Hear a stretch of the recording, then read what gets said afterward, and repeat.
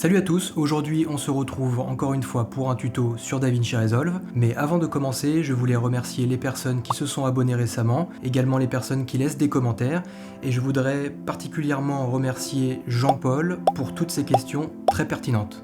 Et démarrons tout de suite ce tuto. Aujourd'hui on va apprendre à utiliser l'onglet Fusion, et notamment les outils Lumaquilleur et également l'outil Tracker pour remplacer un ciel dans une vidéo.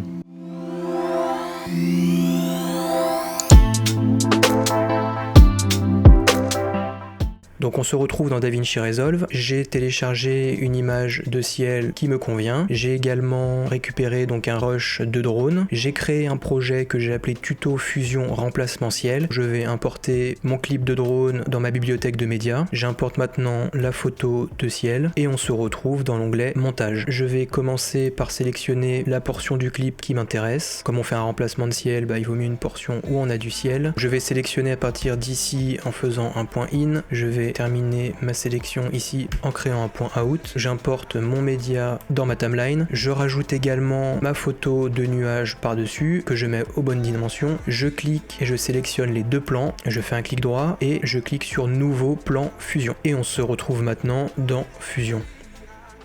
Donc une fois dans Fusion, donc je me retrouve avec mon média in numéro 1 donc qui correspond à mon rush de drone, mon média in numéro 2 donc qui correspond à mon image de nuage. Donc là je vois que mon rush de drone est sélectionné comme étant background, donc je vais commencer par inverser cela. Donc mon média in, je veux qu'il soit au premier plan, donc foreground, c'est la flèche verte. Et mon média 2, donc ce sont les nuages, j'ai envie qu'il soit en background, donc je vais tout simplement le relier à l'entrée background de mon nœud merge. Voilà, on a bien notre média in 1, notre média in 2, notre nœud merge et le média out qui est ici. Donc ce que je vais faire, c'est que je vais utiliser un premier outil qui s'appelle Lumaquilleur, qui va me permettre en fait de rendre transparentes les parties de l'image qui seront les plus lumineuses. Donc je clique sur média in, ensuite j'utilise le raccourci clavier CTRL barre d'espace pour sélectionner l'outil Lumaquilleur, j'ajoute l'outil. Donc là on se rend compte qu'il est mal paramétré, on va commencer par inverser l'effet, donc je clique sur inverser et donc là je vais utiliser donc le curseur de gauche et le curseur de droite pour sélectionner ce que je veux retirer dans mon image. Donc je joue avec le curseur.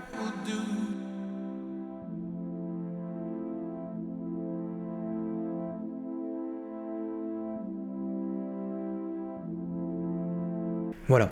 Donc ce que je vais faire pour améliorer mon image, c'est que je vais rajouter un petit peu de blur au Lumaquilleur. Voilà. Ce qu'on va faire maintenant, c'est qu'on va redimensionner l'image des nuages. Donc ce que je fais, c'est que je clique sur Media In, je vais rajouter un transform, j'utilise le raccourci CTRL barre d'espace, je tape transform, je sélectionne cet outil-là, voilà. Et là, je vais pouvoir donc redimensionner mon image. Donc ce que je vais faire déjà dans un premier temps, c'est que je vais l'agrandir. Je peux également la recadrer, voilà, pour avoir quelque chose d'un peu plus réaliste. Donc là déjà, on voit qu'on a réussi à remplir la totalité de notre cadre avec l'image. Donc là on va regarder ce que donne notre rendu.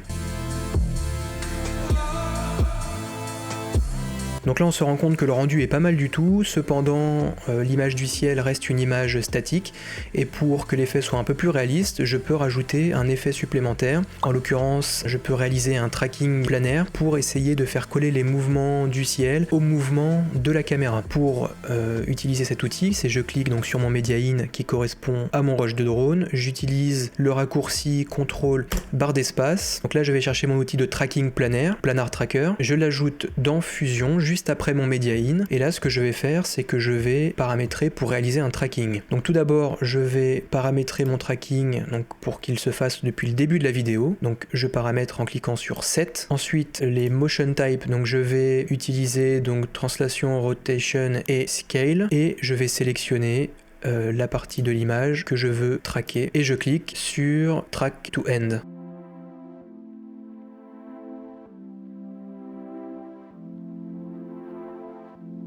Voilà, donc DaVinci Resolve va terminer le tracking, donc qui est plutôt un tracking précis. Et donc maintenant ce que je vais faire, c'est que je vais extraire les données de mon tracker en créant un planar transform, donc en cliquant sur ce bouton ici, et je vais associer les informations de mouvement à mon média in numéro 2, donc qui correspond, on s'en rappelle, à mes nuages. Donc je clique sur mon planar transform, j'appuie sur la touche Shift de mon clavier et je le glisse ici. Donc là tout simplement j'ai associé les données de mon tracking planaire à mon média in numéro 2. Donc on va regarder ce que ça donne.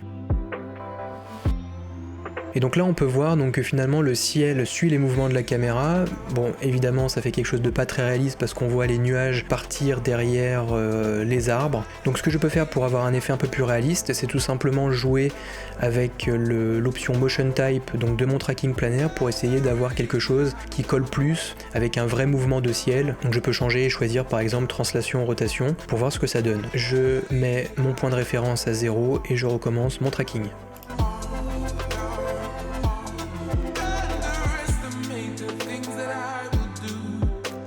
Donc mon tracking est maintenant terminé, je vais maintenant créer mon planar transform pour l'associer à mes nuages. Donc je clique sur Create Planar Transform, ensuite j'appuie sur la touche Shift de mon clavier et je fais un glisser-déposer juste ici, voilà. Et là je peux regarder ce que ça donne.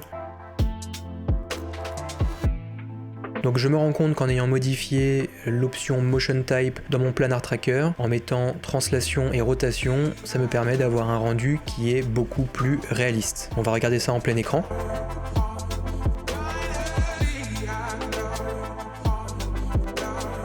Voilà, donc maintenant ce que je peux également faire pour améliorer mon effet, c'est tout simplement étalonner mon image. Alors si je clique sur mon clip fusion, que je vais dans étalonnage, je vais pouvoir étalonner mon image, je vais pouvoir modifier par exemple le contraste, je vais pouvoir faire des modifications. Par contre, ce qu'il faut savoir, c'est que ça va modifier en fait l'intégralité de mon image. Donc ça va également modifier en fait l'aspect de mon ciel. Donc ce que je peux faire pour essayer d'isoler un des deux éléments, donc soit retoucher mon ciel ou soit retoucher directement mon image de drone, c'est que je peux en fait repartir dans l'onglet fusion et faire des corrections directement avec des nodes supplémentaires. Donc par exemple, je peux cliquer, donc si je veux corriger la partie de l'image qui correspond au drone, je clique tout simplement sur Media in 1 parce qu'il correspond à mon drone et je peux utiliser donc le raccourci CTRL barre d'espace, je cherche Color et je vais utiliser par exemple l'outil Color Corrector. Donc je vais l'ajouter à mes nœuds fusion. Je peux réaliser par exemple une correction de contraste. Ces corrections en fait ne vont s'appliquer qu'à l'image de mon drone et pas au ciel. Je pourrais également faire une correction au niveau du ciel, donc en cliquant sur Media in 2, en utilisant le raccourci CTRL barre d'espace, je recherche toujours mon Color Corrector, je l'ajoute, et là également je peux jouer par exemple sur le contraste de mon ciel, donc baisser un peu le contraste, je peux l'augmenter, je peux changer un peu la saturation, je peux exagérer un peu la couleur voilà, de mon ciel, je pourrais également changer sa teinte, voilà, pour donner quelque chose d'un peu plus artistique, voilà. Donc moi je choisis de rester à 0 pour que ça soit réaliste, et puis comme pour l'image de drone, je peux voilà, modifier un peu mon lift, je pourrais également modifier voilà, la partie gamma, voilà. Enfin je fais les corrections que je veux, ce qui me paraît esthétique, je pourrais baisser aussi complètement, mais si je baisse, je vois tout de suite les délimitations dans mon image, donc c'est pas le but, donc je vais rester à 0 ici, et voilà. Donc là je peux voir mon rendu en plein écran, donc je passe en plein écran en utilisant le raccourci CTRL F.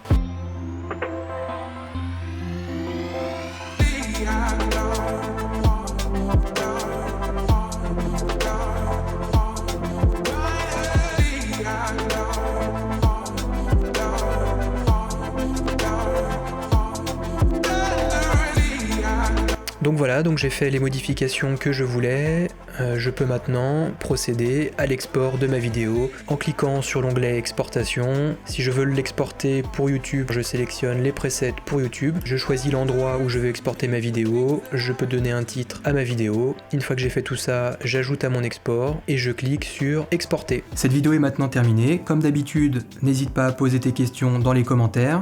N'hésite pas à t'abonner à ma chaîne et je te dis à bientôt pour un prochain tuto. Ciao!